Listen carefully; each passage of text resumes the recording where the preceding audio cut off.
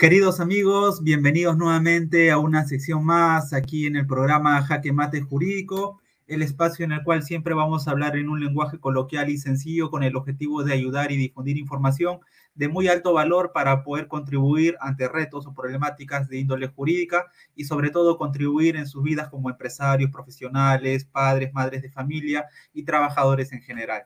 Bien, queridos amigos, recordemos que Jaque Mate Jurídico llega gracias, ¿no?, a la plataforma de Súmate el Éxito, cual es la empresa encargada de ayudar tanto al profesional independiente como al mediano o empresario que quiere impulsar su negocio, su servicio, su producto, ¿no?, anuncios en general, a un siguiente nivel. ¿Por qué? Porque te brinda distintas herramientas que te van a permitir poder incrementar, ¿no?, el alcance de tu producto, el alcance de tu marca, el alcance o posicionamiento de tu empresa para nuevos clientes, ¿no? Tal es el caso que contamos, ¿no?, con alquileres de oficinas en distritos muy céntricos como Miraflores, San Isidro, Surco, entre otros, para que puedas atender a clientelas y sobre todo transmitir el mensaje de llevar tu negocio o profesionalismo a un siguiente nivel. Bien, querida comunidad, el día de hoy en Jaque Mate Jurídico, quien les habla es el doctor Leonardo Villusarabia, quien es conductor y a la vez el día de hoy va a compartir una información muy relevante en el rubro de contrataciones con el Estado, específicamente hacia el lado de la ejecución contractual. No se preocupen, vamos a explicar todo ello en un lenguaje sencillo, amigable y coloquial. Comenzamos. Muchos de ustedes, de la querida comunidad, debe tener de repente algún emprendimiento, alguna empresa en general, y se debe estar preguntando o habrá escuchado, de repente habrá experimentado por un familiar, amigo, colega u otra persona muy cercana, de que existen maneras, existen formas mediante las cuales un particular, es decir, una empresa privada, puede contratar con el Estado, ¿no?, con una municipalidad, con un hospital, un centro de salud, con un ministerio, un gobierno regional, un colegio nacional, en general con una entidad del Estado. Y muchas de las personas tienen algunas dudas o consultas de cómo puedo hacer yo, ¿no?, emprendedor o empresario, para vender con el Estado. Algunas de otras dudas o consultas que surgen, ¿no?, en relación a esta temática es, ¿existe responsabilidad, ¿no?, por mi parte? ¿Cuáles son algunas obligaciones o limitaciones a las cuales soy sujeto si quiero contratar con el Estado, ¿no? De la misma forma, ¿no?, existen algunos supuestos que me podrían generar algún tipo de responsabilidad, ¿no?, como por ejemplo el tema de la corrupción, ¿no? Hay otros temas en específicos como delitos de cohecho, ¿no?, propio, impropio en general, pero llamémoslo corrupción, ¿no?, en términos amigables y coloquiales, ¿no? ¿Qué es el se hace, ¿no? ¿Para qué sirve? ¿Para qué se usa, ¿no? ¿Cómo analizar, por ejemplo, las bases de un procedimiento de selección, ¿no? ¿Será lo mismo si lo que yo brindo es un producto, una consulta, a si de repente soy una desarrolladora, una constructora y quiero realizar una obra a favor del Estado, ¿no?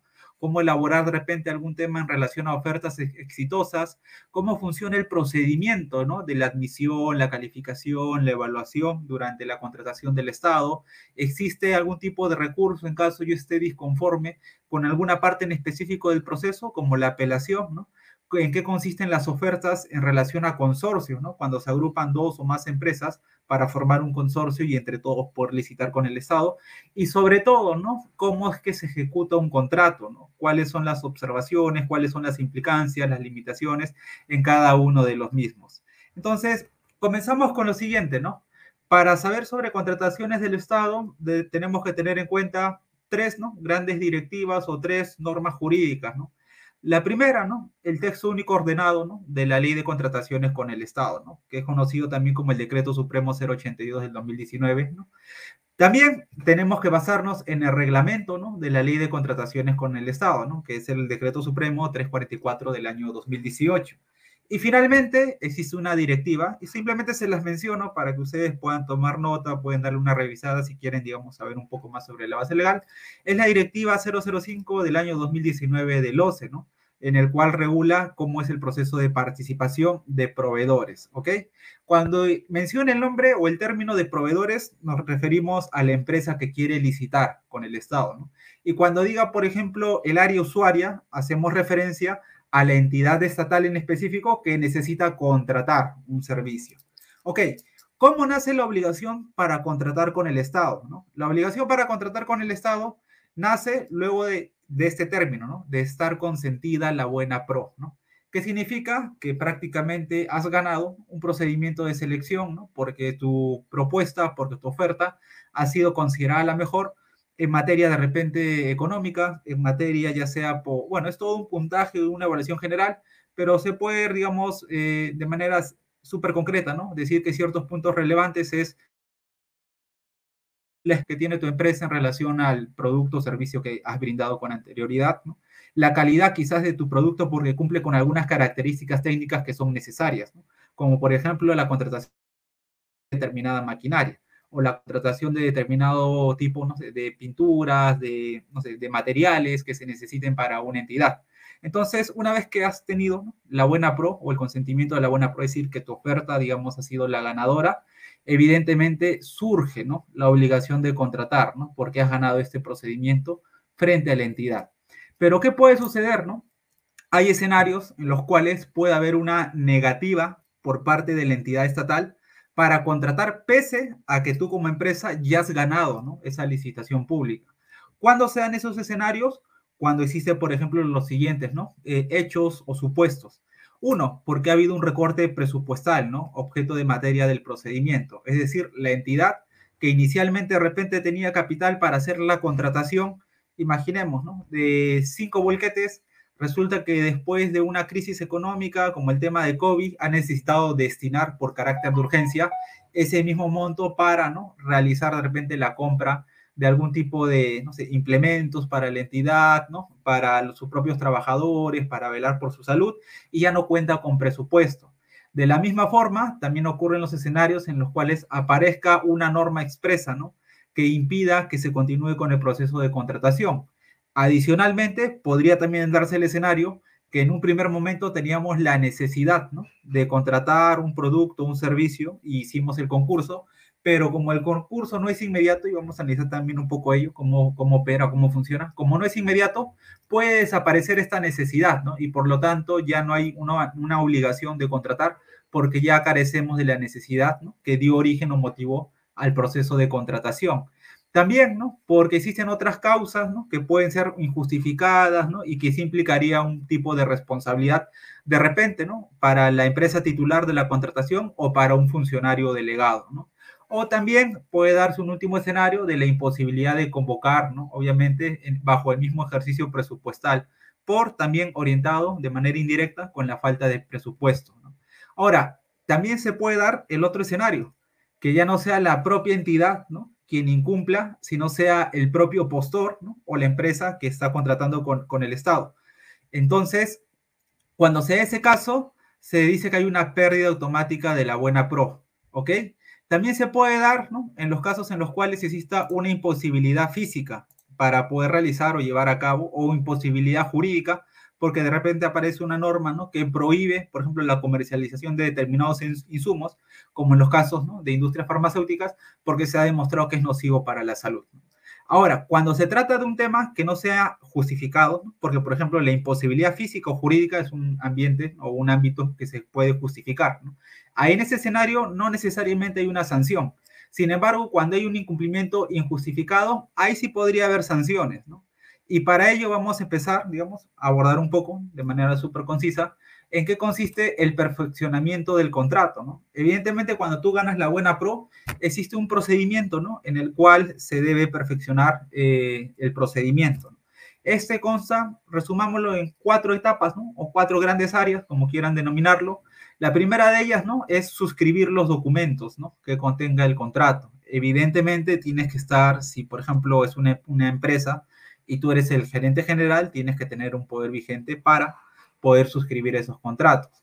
Un segundo escenario, un segundo ámbito se da en los supuestos de la subasta inversa electrónica o de la adjudicación simplificada, que son estrategias o métodos de contratación con el Estado, ¿no?, para bienes y servicios, ¿no?, en general, ¿no? En esos casos se puede perfeccionar el contrato solamente con la recepción de orden de compras o servicios, ¿no?, siempre y cuando esta orden de compra o servicio no supere el importe económico de 200,000 soles. Les dije que eran 4. El tercer ámbito, ¿no?, es cuando en el caso de ítems, ¿no?, se puede perfeccionar el contrato con la orden de compra, ¿no?, siempre que obviamente tampoco se supere el monto de los 200,000 soles.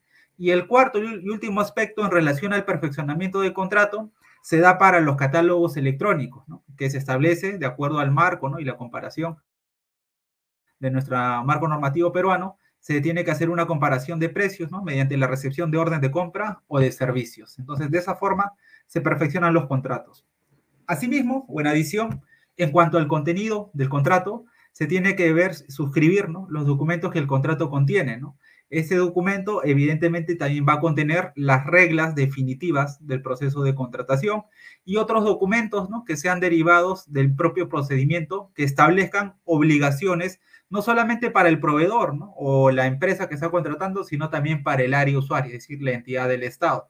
Y evidentemente, ¿no? A las finales todo ello va a apuntar a que se pueda orientar, ¿no? A cuál ha sido o cuál es la oferta ganadora.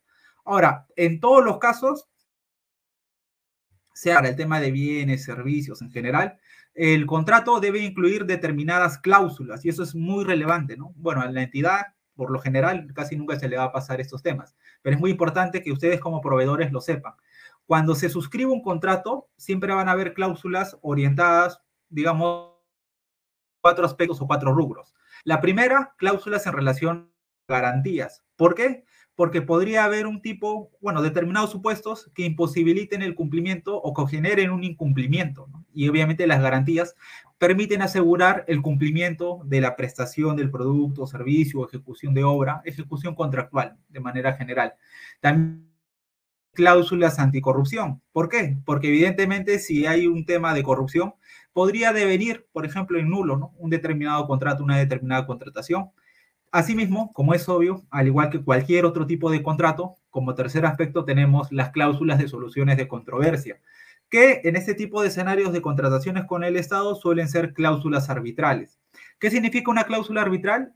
Que en caso tú tengas, por ejemplo, alguna discrepancia, ¿no? Entre la empresa privada, ¿no? Y entre el Estado, se va a resolver ya no ante la vía del Poder Judicial, ¿no? Sino ante la vía denominada arbitraje, que es otro procedimiento, llamémoslo similar, pero con diferentes reglas, diferentes mecanismos, pero permite resolver controversias, ¿no? Ante un centro de arbitraje, ¿no? Donde, por ejemplo, en la vía judicial, quien va a dirimir, quien va a resolver es la figura del juez. Sin embargo, en la vía arbitral, la persona o la entidad o, digamos, el personaje que va a dirimir y dar una solución ante la controversia se denomina árbitro. Y asimismo, dentro del contrato, otra de las cláusulas, y que tiene que ir sí o sí, ¿no? Como parte del contenido del contrato, es el tema relacionado a la resolución por incumplimiento, ¿no? Regular en qué casos o en qué escenarios o cuáles van a ser los plazos para, por ejemplo, si ha habido un incumplimiento, cuántos días podría brindar, ¿no? el área usuaria, es decir, la empresa, para que la empresa privada pueda subsanar y pueda cumplir y ejecutar el contrato. Caso contrario, que se pueda resolver el contrato por incumplimiento, por ejemplo, de la empresa privada. Asimismo, también tenemos un aspecto en relación a los casos o materias, ¿no? De ejecuciones de obras. Por ejemplo, ¿no? Tratándose de contratos de obra, se deben incluir cláusulas, y esto es muy relevante, ¿no? Que identifiquen los potenciales riesgos, ¿no? Durante la ejecución. ¿Qué pasa si durante el proceso de estudio de suelo yo puedo, digamos, llegar a la conclusión de que no hay, digamos, restos arqueológicos sobre esa determinada zona? Sin embargo, cuando ya inicio la ejecución del proyecto encontramos, por ejemplo, restos arqueológicos, lo cual podría dar indicio a que la obra se paralice y se prorroguen los plazos, no necesariamente ocurre de manera automática, pero se pueda dilatar los plazos de ejecución de obra porque se paraliza al encontrar ello, ¿no? O de repente encontramos algún tipo de dificultades en el proceso de la ejecución. Imaginemos en los casos de pandemia que ya no se puede importar materiales que están orientados a la construcción. Y de la misma forma que puedan haber retrasos de los proveedores porque no puedes trabajar, imaginemos que ya no estamos en ese escenario felizmente, pero imaginemos que no puedas superar con el 100% de tu personal, ¿no? Para realizar la ejecución de las obras. ¿Cuáles son las condiciones que tiene que cumplir una empresa, ¿no? Para que pueda licitar con el Estado, ¿no? Y celebrar contratos válidamente?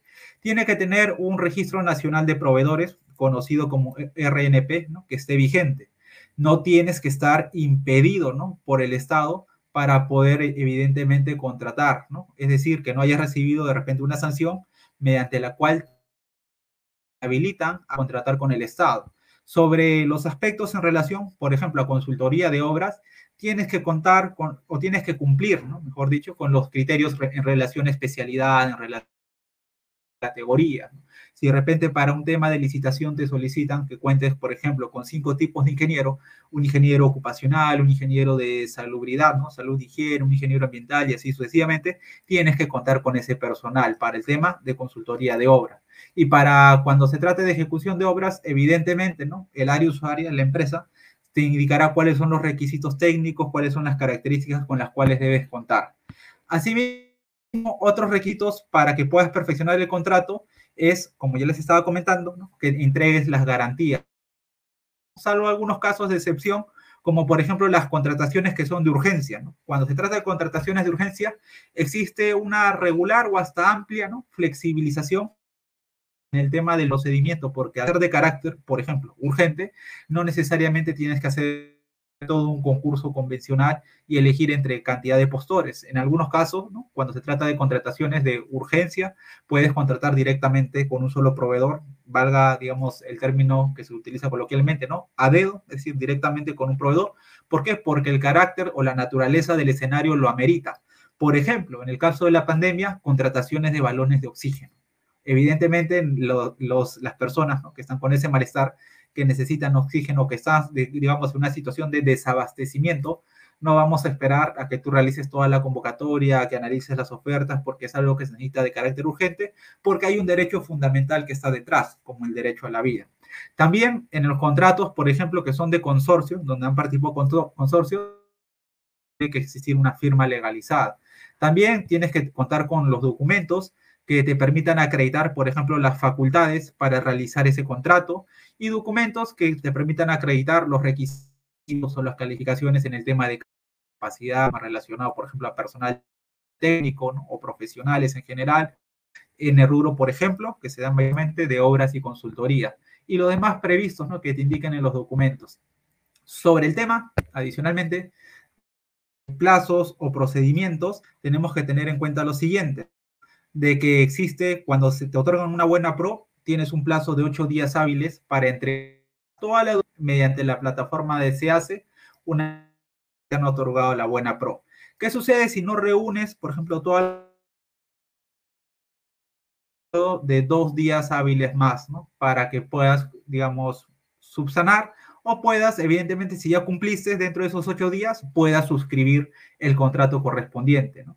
Y a los 2 días hábiles también, evidentemente, cuando subsanas, suscribes el contrato. Y bien, queridos amigos, hasta ahí les estamos compartiendo información que es sumamente relevante para cada uno de ustedes en cuanto a las contrataciones del Estado.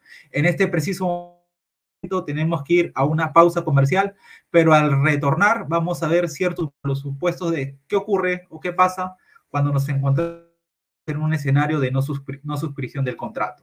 ¿Qué ocurre por parte de la entidad? ¿Qué ocurre por parte del postor o la empresa privada que está licitando? ¿Y cómo se regula cada uno de estos escenarios? Bien, queridos amigos, vamos a una pausa comercial y en breve retomamos.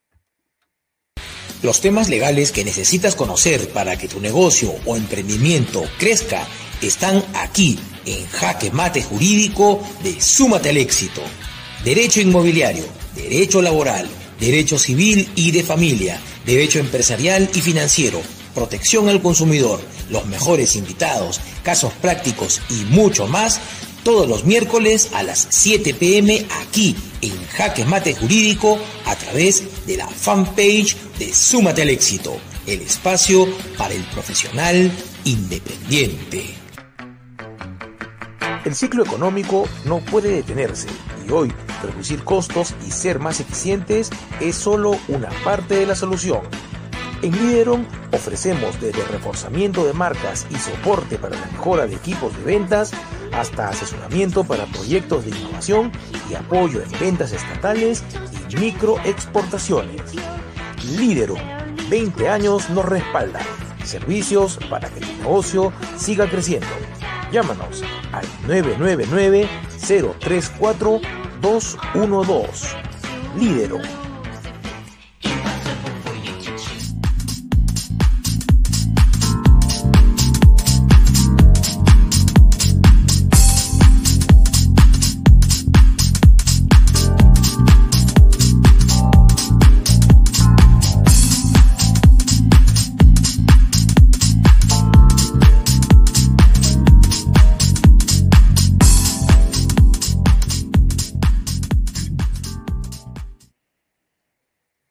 Bien, queridos amigos, retomamos la presente sesión en la cual estamos hablando de un tema relacionado a contrataciones con el Estado, en paralelo con uno de los temas específicos que es la ejecución contractual.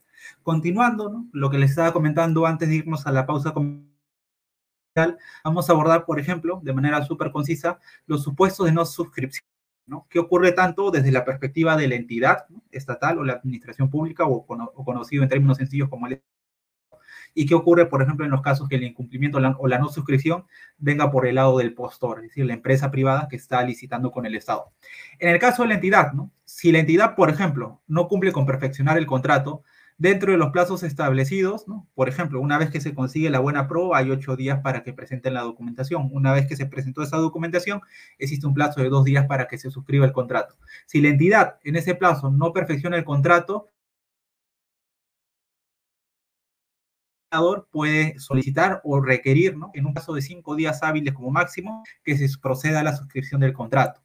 Vencido, obviamente, ese plazo otorgado, sin que la entidad cumpla con suscribir el contrato, entonces el postor ganador tiene la facultad de dejar sin efecto, ¿no?, el otorgamiento de la buena pro, con lo cual se deja obligado a la suscripción del mismo a la recepción de orden de compras o de servicios. Y en el supuesto que la entidad, y obviamente en ese supuesto, ¿qué podría pasar como consecuencia en relación a la entidad? Que la administración pública no pueda convocar el mismo objeto contractual en el ejercicio. Y si lo hace, va a haber responsabilidad mayormente de índole administrativa, ¿no?, a través de ciertos mecanismos reguladores, fiscalizadores, ¿no?, para supervisar que ese escenario no se dé. Ahora, ¿qué ocurre, digamos, en la otra perspectiva, ¿no?, en el otro lado, el otro escenario?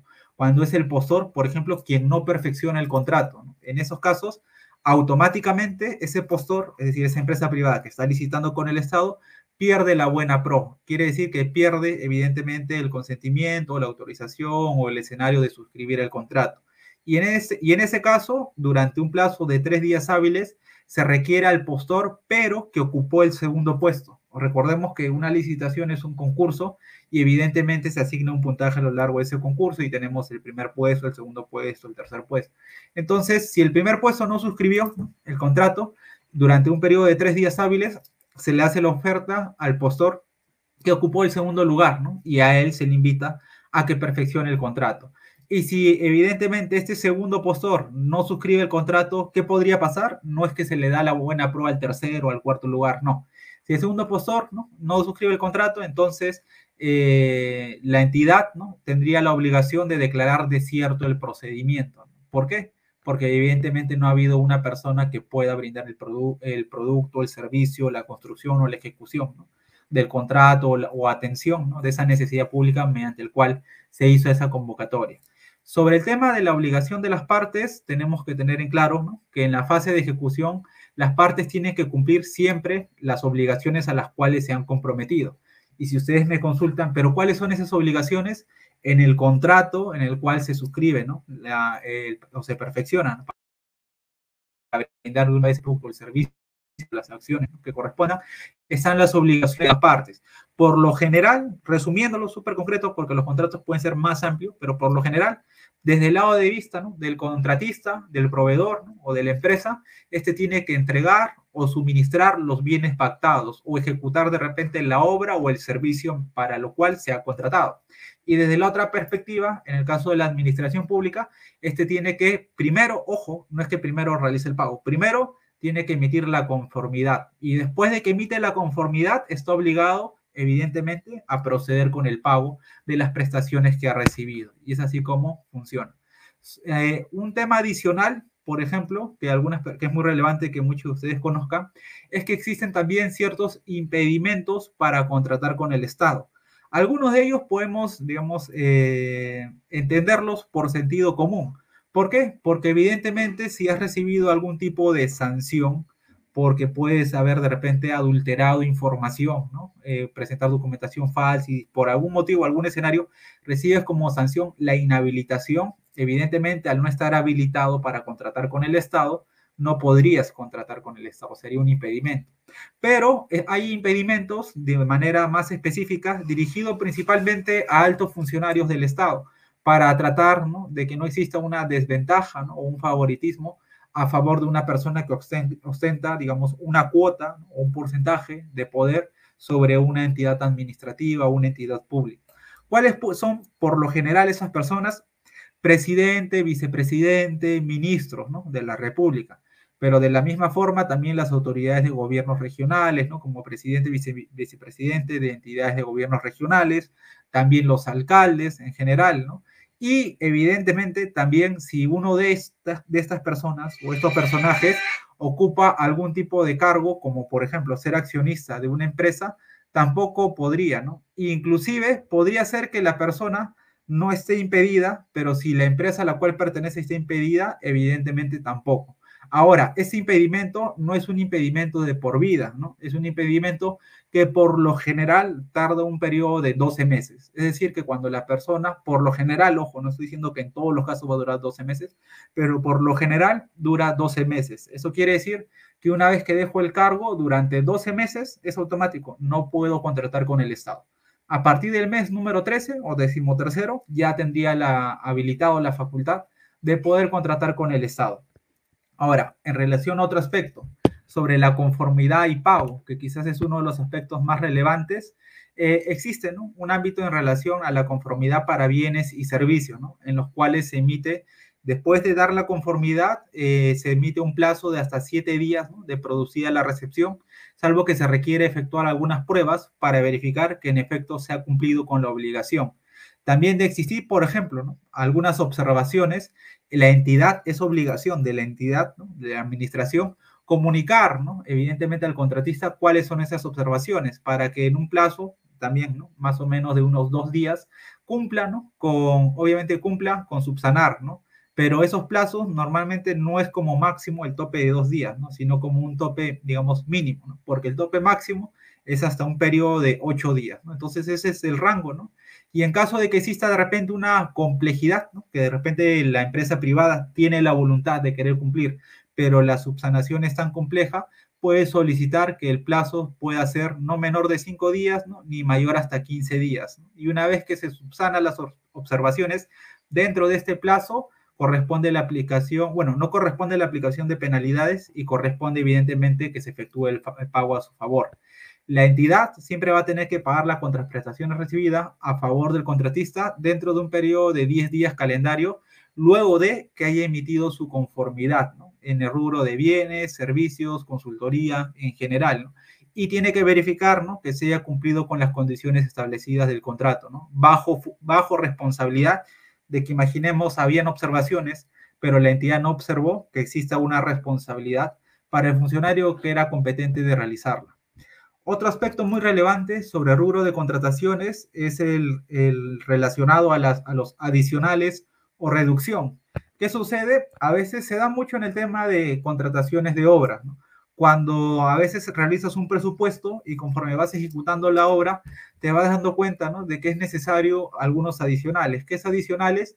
Pedir un incremento, ¿no?, del dinero, del presupuesto o del cobro de tus servicios, porque se va a requerir un mayor gasto en relación, por ejemplo, a servicios complementarios. O también de la misma forma, ¿qué sucede? Cuando se hace la obra, hay una parte de un procedimiento que se llama liquidación. ¿En qué consiste la liquidación? Que la propia entidad administrativa va a corroborar si en efecto esta obra, por ejemplo, si está valorizada en $2 millones, si en efecto esta obra vale $2 millones, ¿no? Y si luego de hacer esa liquidación nos damos con la sorpresa de que no vale $2 millones, sino que solamente vale $1 millón, entonces se debería hacer una reducción.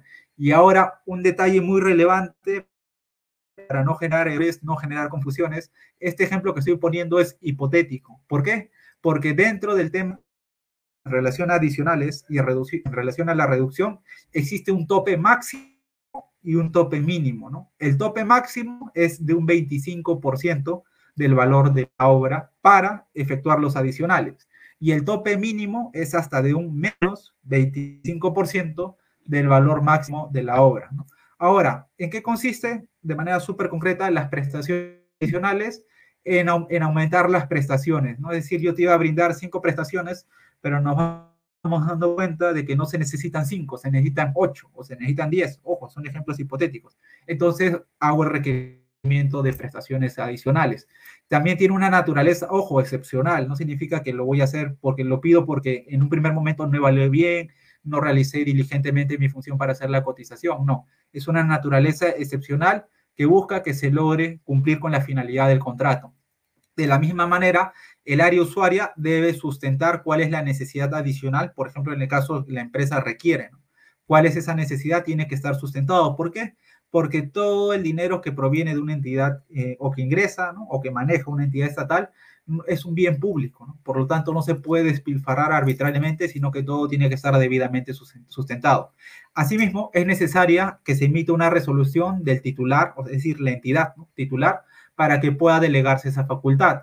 El límite, como ya les estaba comentando, en el caso de prestaciones adicionales, es decir, del aumento, es hasta de un 25% del monto del contrato original. Es necesario contar con una asignación presupuestal, evidentemente. Si no tienes presupuesto, no puedes designar más ingresos. También se debe aumentar el monto, ¿no? De manera proporcional y todo ello en un plazo aproximado de 8 días hábiles, ¿no? Asimismo, ¿no? El costo se debe determinar en base, ¿no? Al bien o producto de servicio que se requiere contratar. Sobre la reducción, esta se trata de una disminución de la prestación originalmente pactada. Si se iba a pagar una cantidad 10x, ahora se va a pagar hasta un 25% menos. No es que te aplico como si fuera una penalidad 25% menos, no. Hasta un 25% menos. Es una disminución de la prestación originalmente pactada, reitero, el límite es hasta 25% y el contratista puede solicitar que esa disminución se realice de manera proporcional a las garantías.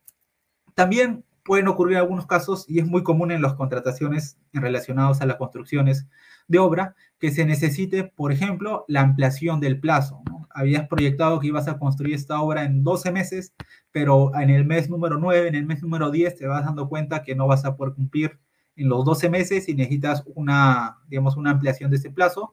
Se puede realizar, ¿no? Siempre y cuando el contratista ofrezca también garantías o se impliquen las garantías que ya han sido otorgadas en el contrato. Pero también puede darse el caso que se tiene que sustentar porque ha habido ciertos atrasos, ha habido ciertas paralizaciones y es muy relevante, ¿no? Que estos hayan sido ajenos a la voluntad del contratista, ¿no? Y evidentemente en este escenario se puede modificar el contrato. ¿Mediante qué? Mediante una ampliación de los plazos, ¿no? Ahora, un tema muy relevante es que si la entidad normalmente, bueno, esta es la teoría, normalmente en la práctica no se suele respetar al 100% ello, pero si la entidad te amplía el plazo, no tendría, ¿no?, por qué cobrarte penalidades, ¿no? Distinto es que no te amplió el plazo y en la fecha pactada no cumples, ¿no? Te cobra una penalidad y posterior a ello te podría ampliar el plazo. Pero si se hace de manera previa, no tendría por qué realizarse de esa forma. Ahora, el contratista, para solicitar el plazo, lo tiene que hacer dentro de los 7 días hábiles siguientes a la notificación de la aprobación del adicional, ¿no? ¿Por qué? Porque si hay también prestaciones adicionales, ¿no?, que no estaban contemplados en el contrato inicial, entonces esas prestaciones adicionales van a requerir que se ejecute, digamos, en un periodo mayor, ¿no?, la obra, porque ya no estamos hablando de cumplir 5 prestaciones, de repente tenemos que cumplir, como les puse en el siguiente ejemplo, o en el ejemplo anterior, 8 o 10 prestaciones. Entonces, cuando tú recibes la notificación de que se te aprobaron los adicionales, tienes un periodo hasta de 7 días hábiles para solicitar la ampliación del plazo. La entidad o el área usuaria o la administración pública debe resolver y notificar durante 10 días hábiles, ¿no?, la presentación de la misma, ¿no? Si es que no existe un pronunciamiento, se tiene por aprobada la ampliación del plazo solicitada bajo responsabilidad de la entidad titular. Es decir, si yo presenté mi ampliación y no me han respondido en los 7 días hábiles, bueno, no me ha respondido dentro de los 10 días hábiles que tiene como plazo la entidad administrativa, se entiende que me han sido otorgada la ampliación del plazo. Pero el funcionario que tenía a cargo, digamos, brindarme esa respuesta, podría incurrir en responsabilidad administrativa. Ahora, la entidad siempre va a ampliar los plazos, ¿no?, en relación a los términos o condiciones que estén vinculados con el contrato principal. Se le debe, evidentemente, también reconocer los gastos generales que estén, ojo, debidamente acreditados. En el caso de consultoría de obras, se va a tener que pagar al contratista los gastos generales, variables, los costos directos, todo lo que esté debidamente acreditado, además de la utilidad. Y cualquier controversia, de preferencia, tiene que ser sometida, no nos vamos de frente a la vía arbitral, sino que vamos a un proceso de conciliación, ¿no?, para que dentro de 30 días hábiles, ¿no?, se pueda notificar una decisión. Recordemos que la vía de conciliación es la más idónea para tratar de resolver controversias y no acudir necesariamente a procesos arbitrales. ¿Por qué? Porque en la práctica a veces procesos arbitrales podrían traer como consecuencia también que la obra se paralice, y no que se paralice porque venga una entidad y paralice la obra, sino que se paralice, ¿por qué? Porque hasta que no se resuelva este conflicto de intereses y no haya una solución, el contratista podría no continuar con la ejecución de obra, ¿no? Es una posibilidad. Adicionalmente, sobre el rubro, ¿no?, de penalidades, quizás es uno de los rubros o uno de las temáticas más relevantes para cada uno de ustedes. Existen ciertas regulaciones. Por ejemplo, la entidad puede aplicar penalidades, ¿no?, previstas en el documento del procedimiento de acción para que evidentemente se busque fomentar el cumplimiento o la ejecución del contrato, ¿no? Esta penalidad puede incluir, por ejemplo, moras, ¿no?, u otro tipo de penalidades. Por lo general, hay dos tipos de penalidades, ¿no? Una puede ser relacionada al monto. Como máximo, se puede penalizar hasta un 10% del monto total de la obra. Si la obra, por ejemplo, está valorizada en $1.000.000, máximo te puedo penalizar. No significa que en una penalidad voy a llegar al tope máximo necesariamente, pero te puedo poner una penalidad y otra penalidad. Imaginemos que hay 7 penalidades por aplicar, entonces el monto máximo de esas 7 penalidades puede llegar a alcanzar como tope el 10% del valor de la obra, ¿no?, que se encuentra en el contrato vigente que debió ejecutarse. Las penalidades, por ejemplo, les comenté que eran dos, ¿no? Las penalidades por mora es la más común, y hoy hay otro tipo de penalidades. Hablemos un poquito de cada una de las mismas. En relación a la penalidad de mora, se da mayormente cuando existe un retraso injustificado por parte del contratista para ejecutar la prestación, ¿no?, del objeto del contrato, que puede ser una construcción de obra, que puede ser la entrega de un producto o la prestación de un servicio, y se aplica de manera automática, ¿no? La penalidad está basada en una fórmula súper concreta, ¿no? No es materia de la presente, digamos, ponencia plantearles algunos problemas, pero la penalidad diaria es igual, ¿no?, al 0,10 por el monto vigente sobre, ¿no?, el plazo en días, ¿no?, y evidentemente la penalidad que va de por medio. Pero existen también otras penalidades distintas a las moras. Si se van a aplicar algunas penalidades que son diferentes a las penalidades de mora, evidentemente se tienen que aplicar ciertos criterios. ¿Cuáles son esos criterios? Que esas penalidades no se pueden imponer, digamos, por mero capricho, ¿no? Esas penalidades tienen que ser objetivas, tienen que ser razonables y tienen que ser congruentes o proporcionales con el objeto de la contratación.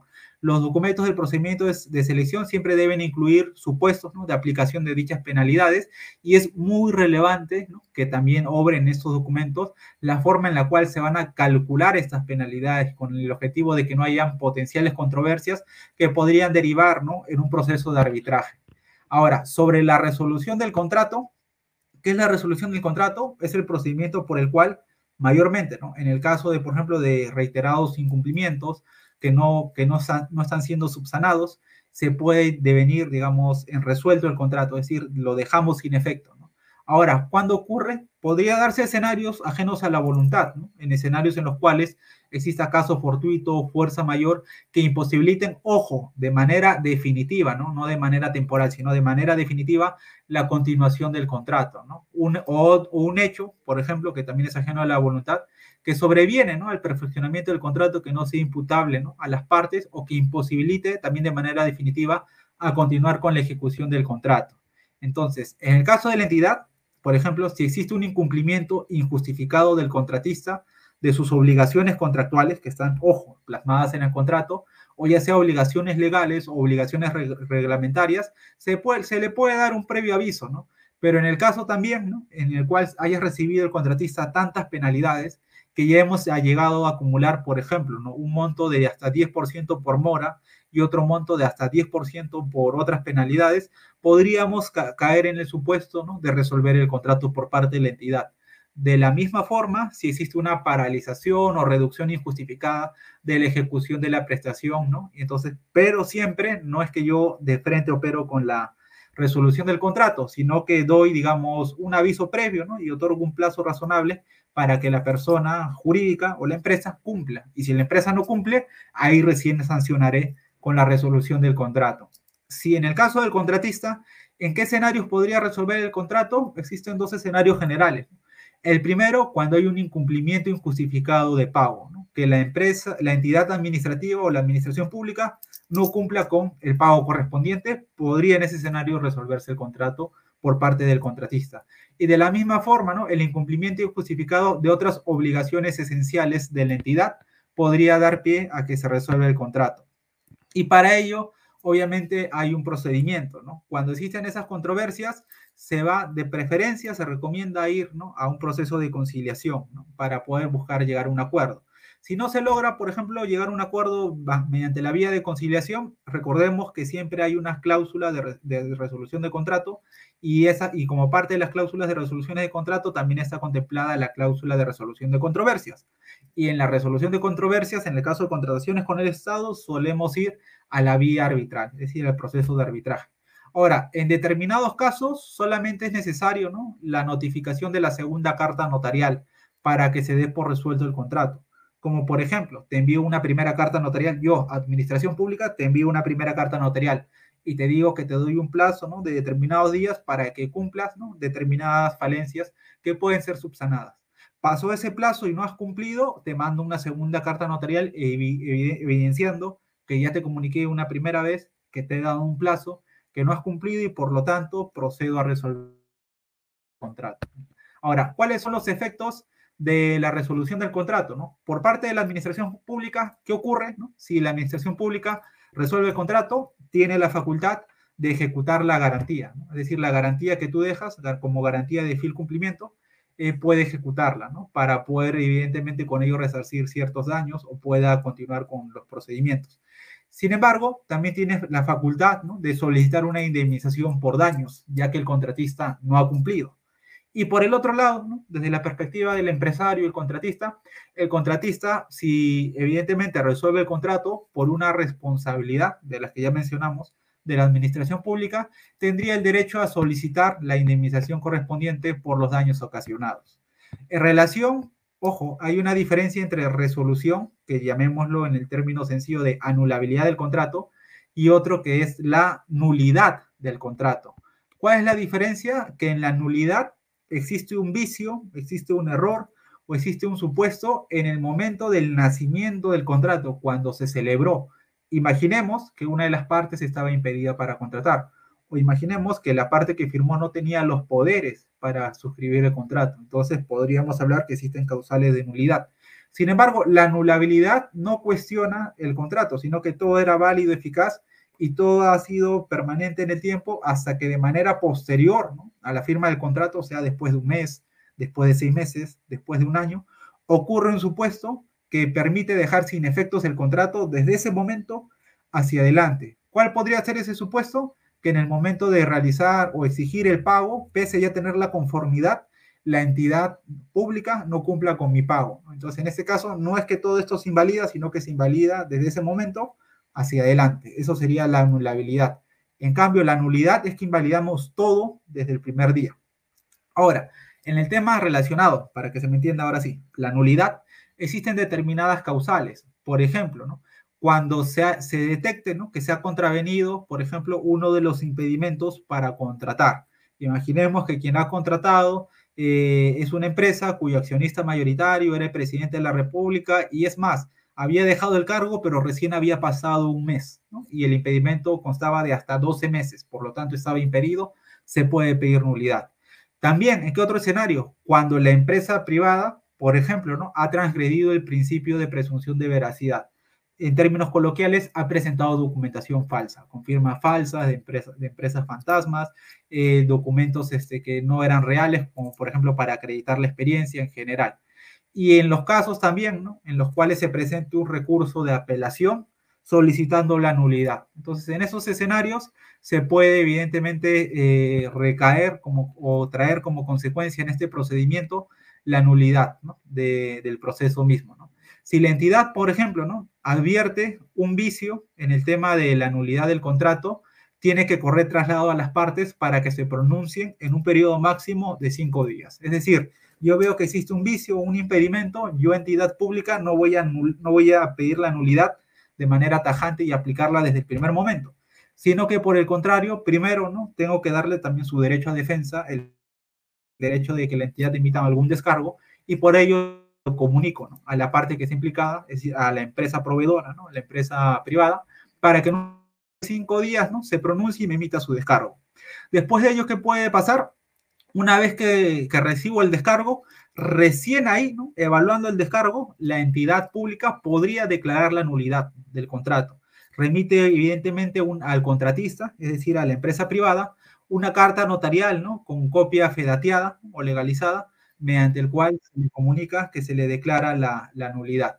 Y finalmente, ¿no? Si el contratista no está conforme, puede someter la controversia a un arbitraje y para ello tiene un plazo de hasta 30 días desde el momento en el cual ha sido notificado. Entonces, hasta esos 30 días, el contratista o la empresa privada, la empresa en general, puede someter el caso a una controversia. ¿Por qué? Podría ser que no esté de acuerdo con los argumentos, podría ser que el hecho que esté imputando la misma administración pública no sea cierto, sea falso, entonces ya en la vía arbitral se resolverá ese conflicto o esa litis, ¿no? La confrontación de pretensiones o de intereses entre dos o más partes.